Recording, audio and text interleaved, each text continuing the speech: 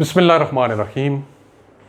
میں کوئی ماہر معاشیات نہیں ہوں، لیکن ایک ادنا سا طالب علم ہوں قرآن کا اور تاریخ کا۔ ہم آئے دن پاکستان کے معاشی مالی معاملات پہ گفتگو سنتے ہیں، گفتگو کرتے ہیں کہ پاکستان کے کیا معاشی مسائل ہیں اور وہ کیسے حل ہوں گے۔ میں دو تین چیزیں وہ آپ کے سامنے رکھتا ہوں۔ کچھ چیزیں ہیں جن کا تعلق زیادہ وہ ریاست کے ساتھ ہے، حکومت کے ساتھ ہے، لیکن کچھ چیزیں وہ ہمارے کرنے کی ہیں، وہ عوام سے جڑی ہیں۔ پاکستان کے معاشی مسائل کی سب سے بڑی وجہ وہ کیا ہے؟ وہ ایک جنگ ہے جو اللہ اور اللہ کے رسول ہمارے خلاف لڑ رہے ہیں۔ ہم نہیں لڑ رہے، اللہ اور اللہ کے رسول ہمارے خلاف لڑ رہے ہیں۔ سورہ بقرہ میں سن لیں، پڑھ لیں کہ اللہ نے کیا فرمایا کہ فَاحْزَنُوا بِحَرْبٍ مِّنَ اللَّهِ وَرَسُولِهِ، کہ سن لو اعلان جنگ اللہ اور اللہ کے رسول کی طرف سے۔ کیوں؟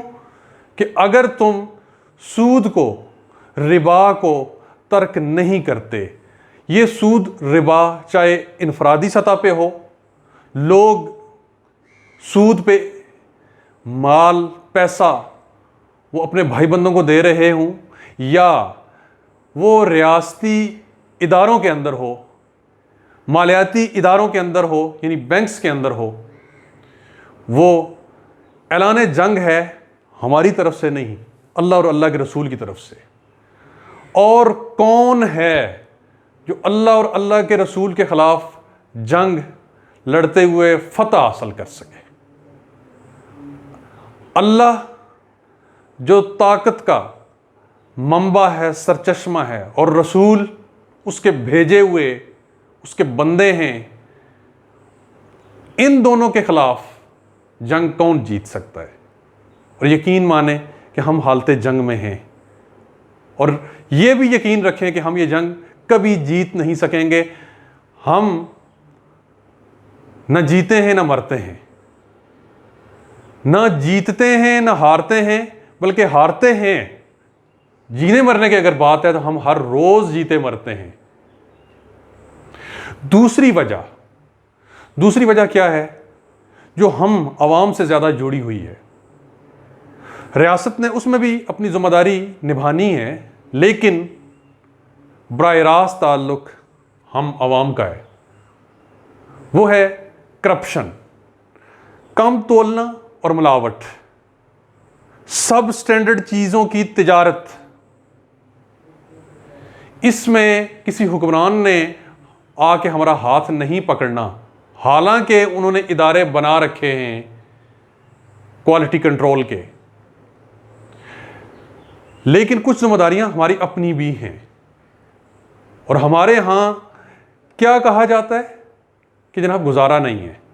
اور ریڑھی والا بھی یہی کہتا ہے، دودھ بیچنے والا بھی یہی کہتا ہے، بڑا تاجر بھی یہی کہتا ہے، چھوٹا تاجر بھی یہی کہتا ہے کہ جناب گزارا نہیں ہے۔ گزارا کس میں نہیں ہے؟ حلال میں۔ حلال کس نے حلال بنایا؟ اللہ نے۔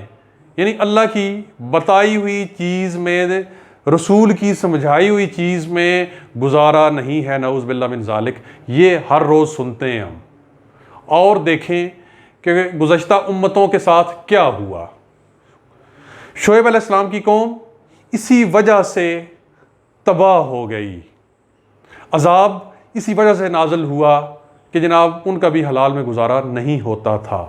ہم چونکہ امت محمدیہ ہیں، امت محمدیہ ہونے کا یہ ثمر ہے، یہ فائدہ ہے کہ ڈائریکٹ اس طرح کا عذاب نازل نہیں ہو رہا، لیکن یہ بالکل نہ سمجھیے کہ ہم لاڈلے ہیں تو ہمیں اللہ کا قانون، اللہ کی سنت یعنی کہ فطرت ہمیں بخش دے گی۔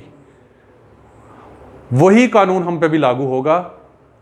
میں نے جیسے کہا کہ سود کے نتیجے میں جیسے ہم روز جیتے مرتے ہیں، اسی طرح اس ملاوٹ، اس کرپشن، اس کم ناپ تول کی وجہ سے بھی ہم ہر روز جیتے مرتے ہیں۔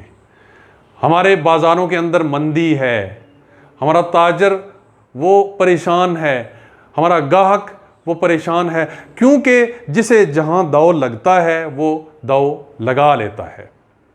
تیسری جو چیز ہے وہ ہے توکل کی کمی، شارٹ کٹ کی تلاش۔ یاد رکھیے کہ there is no key to success, there is no shortcut to success۔ اگر شارٹ کٹ کو آپ سکسیس کی، کامیابی کی کنجی کی چابی سمجھتے ہیں تو ہرگز ایسا نہیں ہے، کیونکہ یہ اللہ کا قانون نہیں ہے۔ اللہ کے قانون میں کوئی شارٹ کٹ نہیں ہے۔ اللہ اگر چاہے ایک فصل کو وہ کن فیکون کے تحت اسی وقت تیار کر دے، لیکن اللہ کا قانون، اللہ کی سنت یہ نہیں ہے۔ آپ بیج زمین میں بوتے ہیں، وہ 3 مہینے 4 مہینے لگا کے فصل تیار ہوتی ہے۔ آپ ایک ننھا سا پودا زمین میں لگاتے ہیں، وہ پودا ایک دم سے جوان نہیں ہوتا، وہ 2 سال 4 سال 5 سال لگا کے وہ پھل دینے کے قابل ہوتا ہے۔ یہ اللہ کا قانون، اللہ کی سنت ہے۔ اور ہم کیا چاہتے ہیں؟ ایک دم سے ثمر چاہتے ہیں، ایک دم سے اپنی محنت کا صلہ ہم چاہتے ہیں، لیکن اللہ کا قانون، اللہ کی سنت، وہ اللہ کی جو فطرت اللہ نے بنائی ہے وہ اس چیز کی نفی کرتی ہے۔